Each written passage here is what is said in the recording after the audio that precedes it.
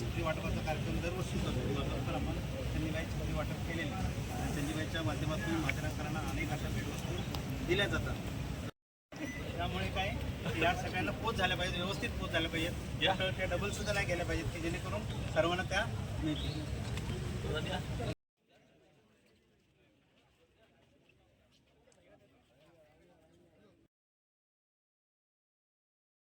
नाही 1985 पासून बघतो कुमारबाई चौधरी यांच्या खांद्याला खांदा लावून काम करणं आणि प्रत्येक गोरगरिबासाठी काही ना काहीतरी मदत करणं हा चंद्रकांत चौधरी यांचा एक चांगल्या प्रकारचं काम. आज माथेरानकरांना गोरगरिबांना